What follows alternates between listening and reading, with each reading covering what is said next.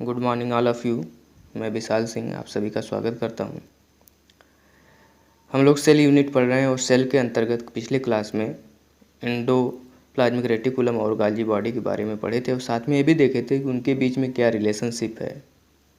और उस रिलेशनशिप के बीच में हम लोग बार बार चर्चा कर रहे थे राइबोसोम का, क्योंकि राइबोसोम के द्वारा जो प्रोटीन बन रहा था उसका ट्रांसपोर्ट एंडोप्लाज्मिक रेटिकुलम से गाल्गी बॉडी में कैसे हो रहा है उसके बारे में पढ़े थे। लेकिन आज हम लोग पढ़ेंगे राइबोसोम के बारे में कि राइबोसोम का क्या मोड ऑफ एक्शंस है, किस तरह से वो कार्य करता है, उसकी कैसी संरचना है और प्रोटीन संश्लेषण किस तरह से करता है उसके बारे में जानेंगे। तो आइए शुरू करते हैं राइबोसोम। तो राइबोसोम को कई नामों से जाना जाता है, जैसा कि फैक्ट्री ऑफ प्रोटीन भी कहा जाता है इसको। इसके अलावा इसे इंजन ऑफ सेल भी कहा जाता है। क्यों कहा जाता है? क्योंकि जब प्रोटीन का संश्लेषण होता है और वह एक एनर्जी का बहुत बड़ा स्रोत है, इसलिए इसे इंजन ऑफ सेल भी कहा जाता है। इसके अलावा राइबोसोम और पैलाडे पार्टिकल्स दो शब्द लिखे गए हैं। पैलाडे जो थे एक साइंटिस्ट थे जो जंतु कोशिका में राइबोसोम को खोजा था और उसके बाद इन्होंने टर्म दिया था राइबोसोम।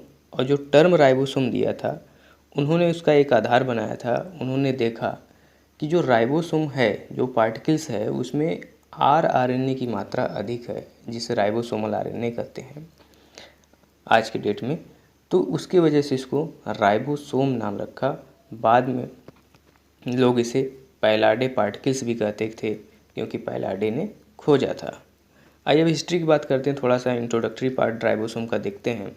तो सबसे पहले आइसोलेट किसने किया था? क्लाउड ने आइसोलेट किया था फ्रॉम साइटोप्लाज्म से। तो साइटोप्लाज्म से सबसे पहले क्लाउड ने आइसोलेट किया था। उसके बाद रॉबिन्सन और ब्राउन ने ऑब्जर्व किया था विसिया फावा के रूट से। राइबोसोम को विसिया फावा के रूट से ऑब्जर्व किया था और इसको पहले ही बता चुके थे। टर्म जो है पैलाडे ने दिया था और कहाँ पे खोजा था?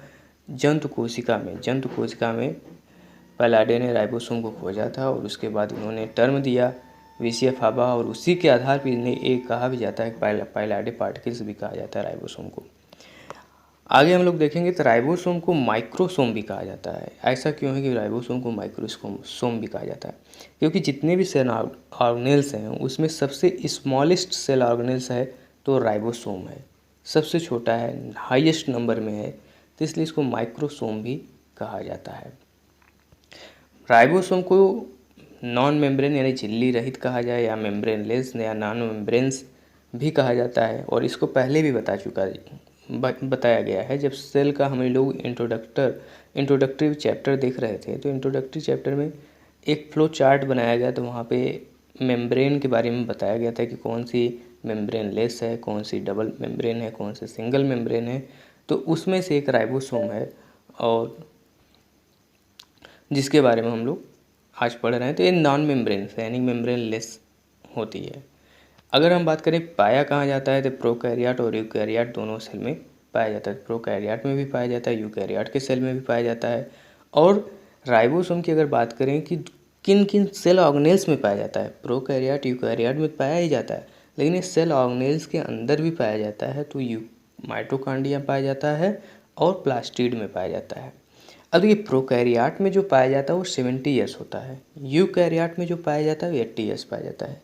लेकिन यहाँ पे ध्यान देने वाली बात यह है कि जो यूकैरियोट के अंदर यानी यूकैरियोट लिविंग ऑर्गेनिज्म के अंदर जो माइटोकॉन्ड्रिया होता है या जो प्लास्टिड होता है उसमें 70 ईयर्स राइबोसोम पाया जाता है। और जो माइटोकॉन्ड्रिया में पाया जाएगा उसको माइटोराइबोसोम कहा जाता है। जो प्लास्टिड में पाया जाएगा उसको प्लास्टिडो राइबोसोम कहा जाता है। अब देखिए राइबोसोम बना किससे है? राइबोसोम की अगर हम बात करें तो राइबोसोम न्यूक्लियो प्रोटीन से बना हुआ है। तो राइबोसोम जो है राइबो न्यूक्लियो प्रोटीन से बना है। अब राइबो न्यूक्लियो प्रोटीन में क्या क्या पाया जा रहा है? आरएनए पाया जा रहा है और साथ में क्या पाया जा रहा है? प्रोटीन पाया जा रहा है। तो आरएनए और प्रोटीन के कॉम्बिनेशन से राइबोसोम बना हुआ है। तो आरएनए और प्रोटीन के कॉम्बिनेशन से राइबोसोम बना है। तो राइबोसोम हम लोग अक्सर हमेशा ही देखते हैं कि दो सब यूनिट जुड़ करके राइबोसोम का निर्माण करते हैं, जिसमें एक लार्ज सब यूनिट होता है, एक स्मॉल सब यूनिट होता है। तो उसी चीज़ को लिखा गया टू अनइक्वल सब यूनिट होती है, यानी दो यूनिट्स से राइबोसोम तो बना होता है, लेकिन उनकी कोई निश्चित, यानी दोनों यूनिट जो होती है वो एक दूसरे से अलग होती हैं। और दोनों का काम क्या है, दोनों सिंथेसाइज कहाँ से होती है, न्यूक्लियस के अंदर से होती हैं। अब देखिए टाइप ऑफ राइबोसोम की अगर हम बात करें तो यहाँ पे टाइप ऑफ राइबोसोम का मतलब ये है कि जो राइबोसोम जब न्यूक्लियस से बन के बाहर आता है तो कुछ राइबोसोम तो ऑर्गेनेल्स पे जाके अटैच हो जाता है, मीन्स एंडोप्लाज्मिक रेटिकुलम पे हो जाएगा, कुछ माइटोकॉन्ड्रिया, कुछ प्लास्टिड पे, यानी कुछ फ्री घूमते हैं, यानी कि साइटोप्लाज्म में फ्री घूमते हैं। तो इसलिए इसके आधार पे दो कहा गया कि कुछ तो साइटोप्लाज्म में फ्री तरीके से रहेंगे और कुछ ऑर्गेनेल्स के ऊपर पाए जाते हैं। तो यहाँ पे स्मॉलेस्ट सेल ऑर्गेनेल्स होता है, इसको पहले भी बताया चुका है, यहाँ पे बताया गया है कि स्मॉलेस्ट सेल ऑर्गेनेल्स होता है ये। तो राइबोसोम जो है माइक्रोसोम क्यों कहा जाता है, क्योंकि ये स्मॉलेस्ट सेल ऑर्गेनेल्स पाया जाता है होता है। इसके अलावा इसके ऑर्गेनेल्स विद इन ऑर्गेनेल्स कहा जाता है, क्योंकि एक राइबोसोम खुद ऑर्गेनेल्स है लेकिन ये दूसरे ऑर्गेनेल्स में भी पाया जाता है, तो इसलिए इसको ऑर्गेनेल्स विद इन ऑर्गेनेल्स भी कहते हैं। इसके अलावा हाईएस्ट नंबर होता है, यानी कि जो राइबोसोम होता है उसकी नंबर्स की अगर हम बात करें तो हाईएस्ट नंबर में होता है। अब देखिए राइबोसोम को अगर हम बात करें तो दो भागों में बांटा गया है, यानी कि साइज के आधार पे, उनका मॉलिक्यूलर वेट के आधार पे दो भागों में बांटा गया है। एक तो होता है 70S और दूसरा होता है 80S। तो जो 70S होता है वो प्रोकैरियोट में पाया जाता है और 80S जो होता है यूकैरियोट में पाया जाता है। अब देखिए प्रोकैरियोट के अलावा और किस में पाया जाता है 70S, तो इसको पहले भी बताया गया, माइटोकॉन्ड्रिया में पाया जाता है और क्लोरोप्लास्ट में पाया जाता है। जबकि माइटोकॉन्ड्रिया क्लोरोप्लास्ट किसके पार्ट हैं, यूकैरियोट के पार्ट हैं, लेकिन इनमें पाया क्या जाता है 70S सेल ऑर्गेनेल्स पाया जाता है। अब ये 70S में यस क्या है, 80S में यस शब्द लिखा गया तो उसका मतलब क्या है, ये अक्सर पूछा भी जाता है। तो यस जो होता है ये श्वेत वर्ग यूनिट कहा जाता है। श्वेत वर्ग क्या है, श्वेत वर्ग साइंटिस्ट ने इस चीज़ के बारे में बताया था कि जो राइबोसोम के सब यूनिट्स होते हैं उनके साइज के बारे में बताया था श्वेत वर्ग साइंटिस्ट ने, तो उसी के आधार पर इन्होंने बताया था, उसी के आधार पर इसे श्वेत वर्ग यूनिट भी कहा जाता है। अब मेजर कैसे करते हैं, इसके लिए एक सेडिमेंटेशन कॉफिशिएंट वैल्यू को निकाला जाता है। अब सेडिमेंटेशन कॉफिशिएंट वैल्यू को निकालने के लिए किया क्या जाता है कि अल्ट्रा सेंट्रीफ्यूगल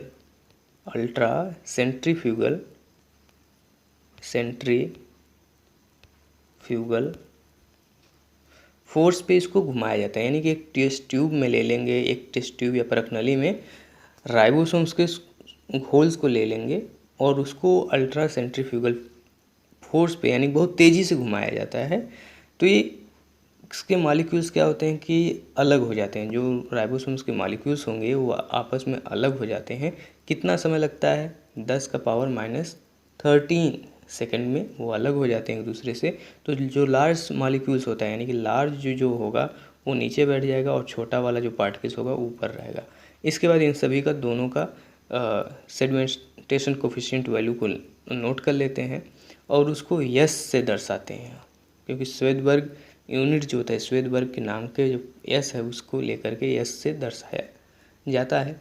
तो प्रैक्टिकली मुझे भी नहीं पता है कि कैसे किया जाता है, लेकिन एक रफ आइडिया लग जाए जिससे यहाँ पे कन्फ्यूजन ना हो, मैं इसलिए बता रहा था इसको। अब देखिए 70S जो होगा वो 70S के दो भाग होंगे, एक तो 30S होगा और 50S होगा और दूसरा 30S होगा। तो अक्सर लोग करते क्या है कि इसको मैथ की तरह जोड़ते हैं कि 50 और 30 मिलकर 80 होना चाहिए, लेकिन यहाँ पे 70 ही लिखा गया है। तो मैं इसीलिए उस चीज़ को समझा रहा था कि जब यहाँ पे सेडिमेंटेशन कोफिशिएंट वैल्यू निकाला जाता है तो मीन्स 70S को जब हम परख नली या टेस्ट ट्यूब में लेकर के सेडिमेंटेशन कोफिशिएंट वैल्यू निकाले, यानी कि सेंट्रीफ्यूगल फोर्स पे उसको घुमाया गया और इसके जो मॉलिक्यूल्स हैं वो आपस में डिसएसोसिएट हुए, तो उसके बाद जब दोनों को मेजर किया गया, यानी जो बड़ा लार्ज सब यूनिट है और स्मॉल सब यूनिट है ये दोनों जब अलग हुए तो इसको मेजर किया गया तो जो वैल्यू आई उसके आधार पर इसको 50S और इसको कहा गया 30s। उसी तरह से यूकैरियोट में भी है, तो इसकी जो वैल्यू आई 60s और 40s, यानी इसलिए कहा जाता है कि जो यूकैरियोट में 80s होता है वो दो सब यूनिट से मिलकर बना होता है। एक लार्ज सब यूनिट होता है, एक स्मॉल सब यूनिट होता है। लार्ज में 60s होता है और स्मॉल में 60s होता है, सॉरी 40s होता है, 40s होता है। उसी तरह से यहाँ के केस में अगर हम बात करें तो प्रोकैरियोट में 50 और 30 होता है। अब इसके अलावा एक चीज़ और लिखी गई है यहाँ पे, ध्यान से देखिएगा।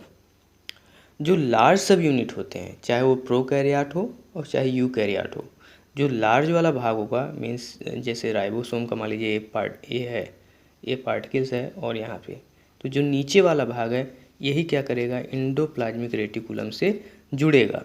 तो attach the membrane with the help of ribophorin protein के माध्यम से। तो राइबोफोरिन प्रोटीन इस पे पाया जाता है एंडोप्लाज्मिक रेटिकुलम पे। तो एंडोप्लाज्मिक रेटिकुलम पे राइबोफ्लोबिन पाया जाता है, जिसके कारण से बड़ा वाला भाग आकर के उस पर जुड़ जाता है। तो ये यहाँ पे याद रखिएगा, ये बहुत इंपॉर्टेंट चीज़ है। इसके अलावा अगर हम 50 की बात करें तो इसके भी दो पार्ट होते हैं, 23s होता है और 5s होता है। ये सब चीज़ें याद करनी है आपको, उसमें कोई और तरीका नहीं है। और 30s का सिर्फ सिंगल होता है। सिंगल क्यों होता है अभी हम बता रहे हैं इसको। 30s होता है यानी कि जो स्मॉल सब यूनिट होता है उसका सिर्फ एक पार्ट होता है, और जबकि जो लार्ज होता है वो दो चीज़ों से मिलकर के बना होता है। और उसी तरह से इधर आएंगे तो हम यूकैरियोट के केस में, तो जो लार्ज सब यूनिट है देखिए इसके भी 3 पार्ट, 28s है, 5s है, 5.8s है, और जो इसकी स्मॉल यूनिट है वो 18s है, और इसकी स्मॉल यूनिट जो है 16s है। ऐसा क्यों हो रहा है? तो इसके लिए हमने देखा कि बीडी सिंह की जो बुक है उसमें लिखा गया कि जो लार्जर सब यूनिट होते हैं वो अलग अलग तरह के प्रोटीनों से मिलके बने होते हैं, यानी 34 डिफरेंट टाइप की प्रोटीन्स होते हैं। उनमें से कुछ प्रोटीनों के एसोसिएशन से लार्ज सब यूनिट बनता है। जबकि जो स्मॉल सब यूनिट है वो क्या होता है कि जो न्यूक्लियस है, यानी न्यूक्लियस में ही सिंथेसाइज होगा, वहीं पे असेंबल हो जाएगा, मीन्स वहाँ पे ही सिंथेसिस होगा और साथ में जो भी यूनिट्स जुड़ने हैं वहीं पे जुड़ जाएंगे। तो इसलिए इनके सिंगल यूनिट्स होते हैं और वो वहीं से जुड़ करके सीधे माइग्रेट होकर के साइटोप्लाज्म में आ जाते हैं। तो जो मीन्स क्या हुआ, लार्जर सब यूनिट है वो कई तरह की प्रोटीनों के जुड़ने से बनता है। कहाँ पे? साइटोप्लाज्म में। जो स्मॉलेस्ट सब यूनिट है उसका संश्लेषण न्यूक्लियस में होगा और वहीं पे उसका असेंबल भी हो जाएगा, मीन्स वहीं पे वो जुड़ जाएंगे। उसके बाद वो माइग्रेट होकर के साइटोप्लाज्म में आते हैं। जबकि इनका फॉर्मेशन न्यूक्लियस में तो होता है लेकिन वहाँ पे असेंबल नहीं होते हैं, साइटोप्लाज्म में आकर के जुड़ते हैं। तो इसलिए जो स्मॉल सब यूनिट है उस स्मॉल सब यूनिट के 2 पार्ट नहीं है, चाहे वो प्रोकैरियोट हो और चाहे यूकैरियोट हो। देखिए यहाँ पे और इसके केस में दोनों में ये एक बड़ी चीज़ है, और ये चीज़ बीडी सिंह की बुक में लिखा हुआ है। अब देखिए केमिकल कंपोजिशन की अगर बात करें तो रासायनिक संगठन क्या है, 70s में 60% RNA होता है जिसके आधार पर राइबोसोम कहा गया था, 40% प्रोटीन होता है। 80s में क्या है, 40% rRNA होता है, 60% प्रोटीन होता है। अब देखिए बहुत से राइबोसोम जो है, जब राइबोसोम आपस में जुड़ करके पॉलीसोम बनाते हैं, यानी कि जब कई राइबोसोम मिलते हैं जब, तो उसे पॉलीसोम कहा जाता है, या पॉलीराइबोसोम भी उसी को कहा जाता है। जब 2 राइबोसोम आपस में जुड़ें या 2 से अधिक राइबोसोम जुड़ें आपस में तो उसे पॉलीसोम या पॉलीराइबोसोम कहा जाता है। देखिए जुड़ने का क्या तरीका होता है, जब 2 यूनिट्स हैं, मान लीजिए हरे कलर का जो बना हुआ है ये न्यूक्लियर मेम्ब्रेन है, इस न्यूक्लियर मेम्ब्रेन पे बड़ा वाला मॉलिक्यूल्स आकर के जुड़ा हुआ है जो पहले बता दिया गया है।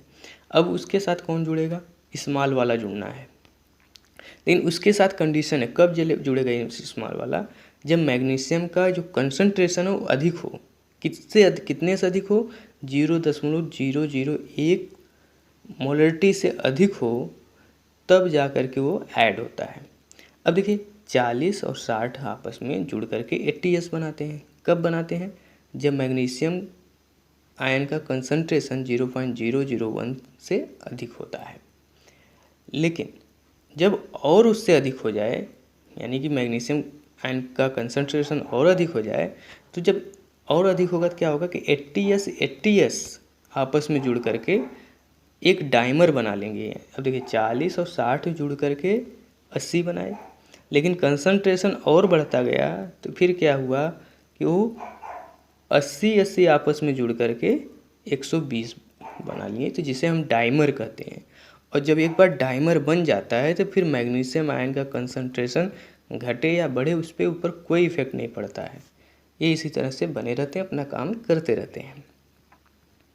अब देखिए, अगर यही कंसंट्रेशन कम हो जाए, अगर मैग्नीशियम आयन का कंसंट्रेशन कम हो जाए तो फिर क्या होगा, उल्टा काम हो जाएगा। जो STS बना है वो टूट करके क्या बन जाएगा, 2 भाग में अलग हो जाएगा। तो इसलिए मैग्नीशियम आयन का यहाँ पे बहुत बड़ा रोल है एसोसिएशन, डिसएसोसिएशन में, और उसको डाइमर बनाने में, इन सब पे बहुत बड़ा काम है। अब देखिए कैसे काम करता है राइबोसोम की अगर हम बात करें तो राइबोसोम काम कैसे करता है।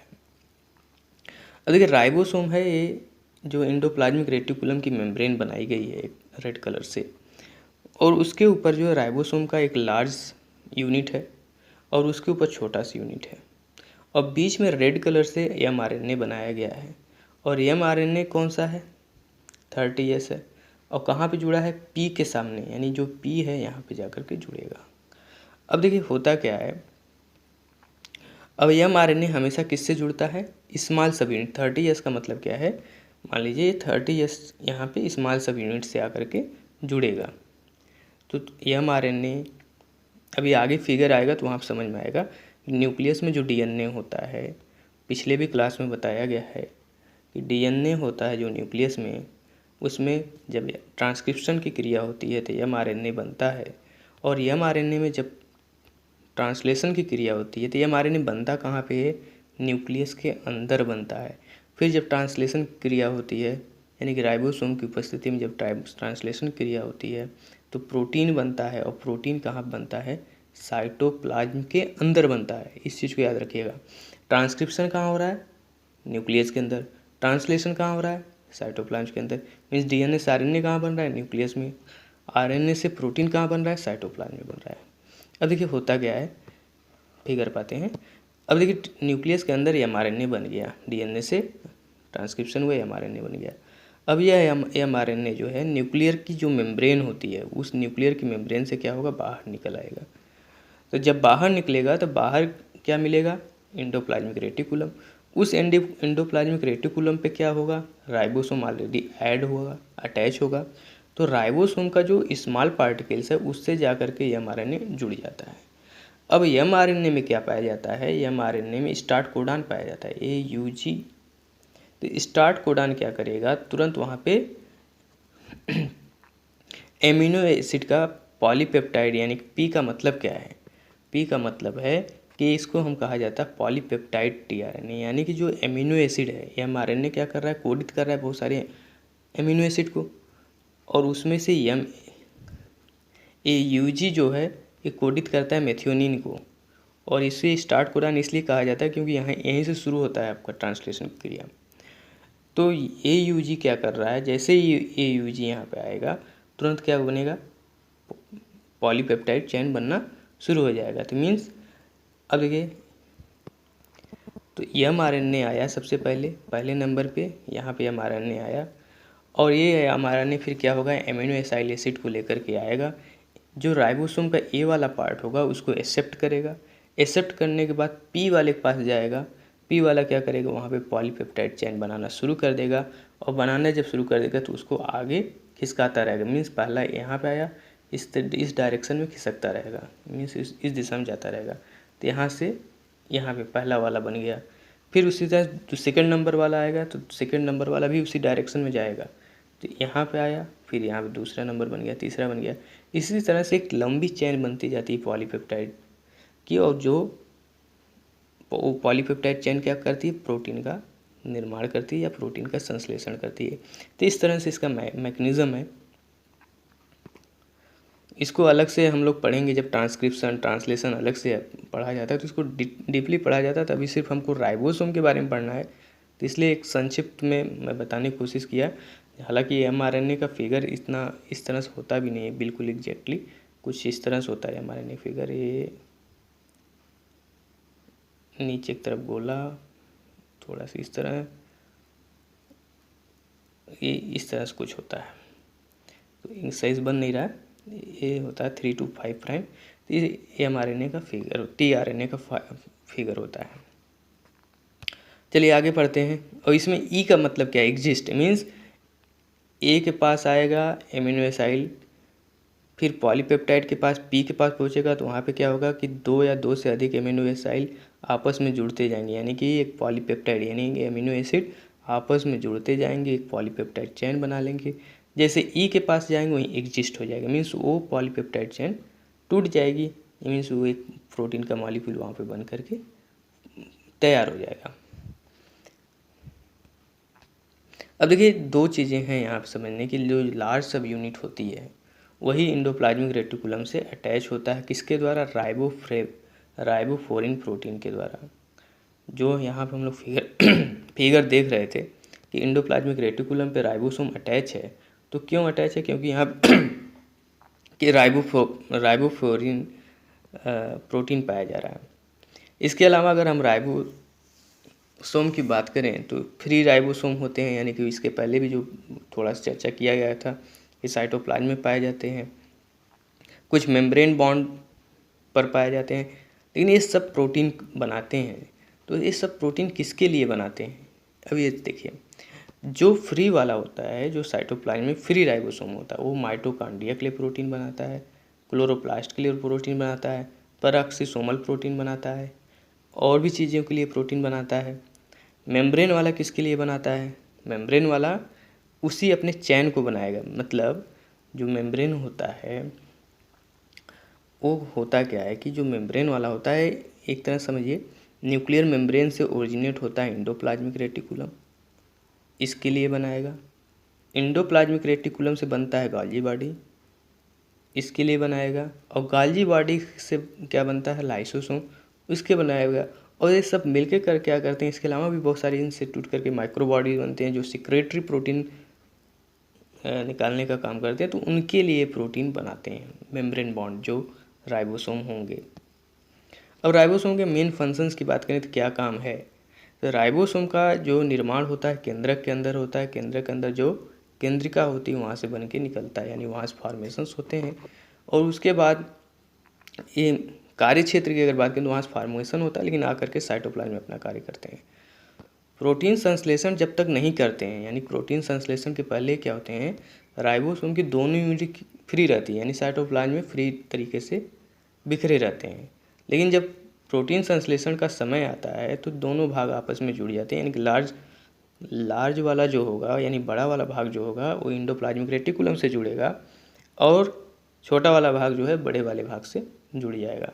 तो राइबोसोम का मुख्य कार्य क्या है, प्रोटीन संश्लेषण, यानी एकमात्र कार्य है प्रोटीन संश्लेषण। देखिए एक अलग से फिगर है और इसके माध्यम से हम लोग समझने की कोशिश करते हैं कि कैसे कार्य करता है राइबोसोम। देखिए ये राइबोसोम का एक समरी फिगर है, यानी कि राइबोसोम इस तरह से इसको उसका समझ सकते हैं कि यहाँ पे हम रिलेशनशिप देख रहे हैं इंडोप्लाज्मिक रेटिकुलम का, राइबोसोम का, गाल्जी बॉडी का आपस में क्या रिलेशनशिप है, इस फिगर से समझने की कोशिश करते हैं, और साथ में उनका न्यूक्लियर मेम्ब्रेन से किस तरह से एसोसिएशन है उस चीज़ को समझते हैं। अब देखिए हम लोग जानते हैं कि न्यूक्लियर मेम्ब्रेन की अगर हम बात करें तो डबल मेम्ब्रेन होती है न्यूक्लियर, तो यहाँ पे दिख रहा है फिगर में। और साथ में उसमें क्या होता है, न्यूक्लियर पोर्स पाए जाते हैं, तो ये भी फिगर में आपको दिख रहा है न्यूक्लियर पोर। और न्यूक्लियस के अंदर क्या होगा, डीएनए का मॉलिक्यूल पाया जाएगा, मीन्स क्रोमैटिन फाइबर पाए जाते हैं। क्रोमैटिन फाइबर में होता है क्या, डीएनए पाया जाता है। अब डीएनए में ट्रांसक्रिप्शन होगा तो क्या बनेगा, एमआरएनए बनेगा। यहाँ पर रेड कलर से बनाया गया है, आप ये देखिए रेड कलर से इसमें है, तो एमआरएनए बनता है। अब वो एमआरएनए होगा क्या, जो एमआरएनए बनेगा वो न्यूक्लियर जो पोर है, यानी कि न्यूक्लियर छिद्र जो है, उन छिद्रों के माध्यम से एमआरएनए बाहर निकलता है। न्यूक्लियर पोर के माध्यम से एमआरएनए बाहर निकलता है। और राइबोसोम भी उसी, राइबोसोम का भी फॉर्मेशन कहाँ हो रहा है, न्यूक्लियस के अंदर ही हो रहा है। न्यूक्लियस के अंदर जो केंद्रिका है वहाँ से राइबोसोम का फॉर्मेशन हो रहा है। किस रूप में हो रहा है, बहुत सारे छोटे छोटे कणों के रूप में हो रहा है। वो बाद में आकर के यहाँ पे साइटोप्लाज्म में जुड़ जाते हैं आपस में। तो जो न्यूक्लियस के अंदर से, न्यूक्लियस के अंदर जो केंद्रिका होती है, न्यूक्लियोलस होता है, वहाँ से राइबोसोम के बहुत छोटे छोटे कण का फॉर्मेशंस होता है, और वो भी डिफरेंट साइज़ के होते हैं।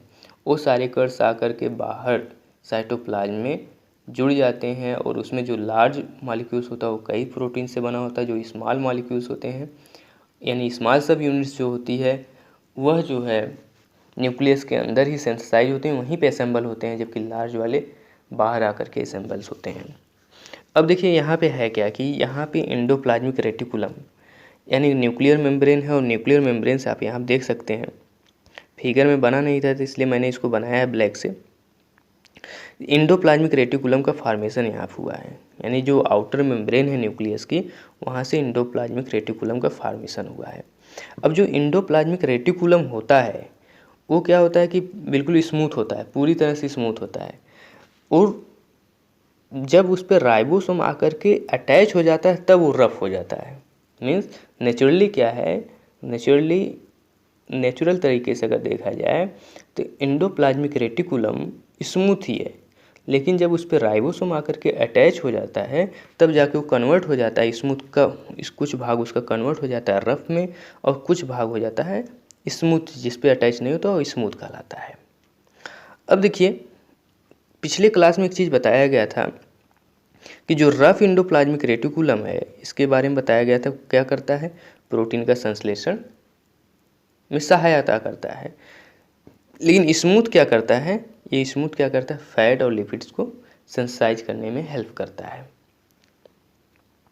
अब देखिए यहाँ पे है क्या, आप फिगर को अगर ध्यान से देखें तो जो राइबोसोम का हरे कलर से जो बना हुआ है ये राइबोसोम है, और राइबोसोम में जो हरे कलर का बना है वो जो उसका बड़ा वाला भाग है वो एंडोप्लाज्मिक रेटिकुलम की मेम्ब्रेन से अटैच है, जबकि छोटा वाला भाग अटैच नहीं है। दूसरी चीज़, जो डीएनए एमआरएनए बन के निकल रहा है यहाँ से रेड कलर का, वो जो एंडोप्लाज्मिक रेटिकुलम है उसके स्मॉल सब यूनिट पे जाकर के अटैच होता है। ये ध्यान रखिएगा, एमआरएनए हमेशा राइबोसोम के स्मॉल सब यूनिट से अटैच होता है। अब देखिए, अब यहाँ पे अटैच हो जाएगा एमआरएनए, और अटैच होकर के क्या करेगा, प्रोटीन संश्लेषण का कार्य करेगा। प्रोटीन संश्लेषण यानी प्रोटीन को सिंथेसिस करने का कार्य करेगा। किस तरीके से, जैसे यहाँ इस फिगर में बताया गया इस तरीके से, यानी कि जो राइबोसोम होता है उसके अंदर 3 भाग होते हैं। एक होता है एक्सेप्टर भाग जो एमिनो एसिड को एक्सेप्ट करता है, दूसरा होता है पॉलीपेप्टाइड भाग यानी कि जो एमिनो एसिड को आपस में जोड़ करके पॉलीपेप्टाइड चेन बनाता है। एक तीसरा होता है एग्जिस्ट भाग, यानी कि यहाँ भी जैसे पहुँचता है वो क्या करता है, उस चैन को एग्जिस्ट कर देता है, मीन्स टर्मिनेट कर देता है। तो यानी कि जो एक चैन बन गई पॉलीपेप्टाइड की, उससे एक तरह का प्रोटीन मॉलिक्यूल तैयार हो जाता है। फिर वह प्रोटीन मॉलिक्यूल होता क्या है, अब आगे देखते हैं। जैसे ये प्रोटीन मॉलिक्यूल हमारा बन गया, यहाँ आप देखिए, ये मान लीजिए प्रोटीन मॉलिक्यूल बन गया। अब यहाँ पे पिछली क्लास में यही चीज़, इस पिछले क्लास में इसके आगे की चीज़ें बताई गई थी, बस इसी चीज़ को नहीं बताया गया था कि राइबोसोम के कार्य कैसे करता है, उसके बॉडी का स्ट्रक्चर कैसा है, इसी चीज़ को नहीं बताया गया था। बाकी फिगर को पिछले क्लास में बताया गया है। होता क्या है कि इसमें राइबोसोम की जो आउटर लेयर है यहाँ पे कोप प्रोटीन पाई जाती है, यानी कोप की 2 प्रोटीन्स होती हैं। यहाँ पे क्या पाया जाएगा, कोप सेकेंड प्रोटीन पाया जाएगा। कोप सेकेंड प्रोटीन करता क्या है, कोप सेकेंड प्रोटीन करता क्या है, जहाँ पे पाया जाएगा उस वेसिकल्स को कट कर देगा, यानी तोड़ देगा या कट कर देगा। तो जिससे क्या होगा, और ध्यान रखिएगा, उसी भाग में कट करता है जहाँ पे प्रोटीन स्टोर हुआ रहता है, तो वहाँ पे कट कर देगा, और वे वेसिकल्स फिर कट होकर के कहाँ जाते हैं, गोल्जी बॉडी से जा कर के अटैच होते हैं, गोल्जी बॉडी से अटैच होंगे। अब देखिए ये वेसिकल्स जो हैं ये कहाँ आ रहे हैं, गोल्जी बॉडी की तरफ। गोल्जी बॉडी से आकर के अटैच हो गया, और उसके बाद इसमें क्या होगा कि जहाँ पे बहुत सारा मॉडिफिकेशन होगा, और मॉडिफिकेशन के होने के बाद क्या होगा, एक तरह से फूड पैकेजिंग का काम करता है गोल्जी बॉडी, और उस पैकेज को तैयार करके और फिर क्या करता है, ट्रांसफ़र करेगा कहाँ पे, प्लाज्मा मेम्ब्रेन की तरफ, और प्लाज्मा मेम्ब्रेन से फिर सेल को और बॉडी को जहाँ जैसी आवश्यकता होती है उस तरह से प्रोटीन का यूज किया जाता है, उस तरह से उसको ट्रांसफ़र किया जाता है। तो इस तरह से राइबोसोम बहुत ही इम्पॉर्टेंट है, और यहाँ पे मैं विशेष तौर से कहूँगा कि इस चीज़ है, यहाँ पे आप लोग इसको याद करिएगा। 70 ईयर्स है तो इसके 2 सब यूनिट्स हैं, 50 ईयर्स और 30 ईयर्स, और 80 है तो इसके 2 यूनिट है 60s और 40s 40s। इसको याद में से मैथमेटिक्स नहीं है कि आप इसको जोड़िए तो इसका 100 आना चाहिए। ऐसा क्यों होता है? क्योंकि जब 80s को सेडिमेंटेशन कोफिशिएंट वैल्यू निकाला जाता है तो टूट करके 2 भाग में कन्वर्ट होता है। यानी कि जब इसके टेस्ट ट्यूब में ले करके सेंट्रीफ्यूगल फोर्स पे घुमाया जाता है तेज़ी से, तो इसके जो पार्टिकल्स होते हैं, बड़े पार्टिकल्स नीचे बैठते हैं, छोटे पार्टिकल्स ऊपर रहते हैं। तो इसका जब वैल्यू निकाला जाता है, सेडिमेंटेशन वैल्यू निकाला जाता है, तो इसमें 2 वैल्यू आती है 60s और 40s। उसी चीज़ को यहाँ पे लिखा जाता है। और प्रैक्टिकली कैसे किया जाता है ये मुझे भी नहीं पता है, लेकिन एक मैं आइडिया देना चाह रहा था जिससे कन्फ्यूजन ना हो। लोगों का अक्सर कन्फ्यूजन होता है कि वो जोड़ने की गलती करते हैं और जिसकी वजह से वो कन्फ्यूज रहते हैं और याद नहीं रहता है। तो राइबोसोम मुझे जहाँ तक लगता है सब कुछ हो गया है। अगर आपको कहीं भी डाउट हो किसी भी प्रकार का तो आप ज़रूर पूछिएगा कमेंट बॉक्स में। और ओके, थैंक यू, धन्यवाद।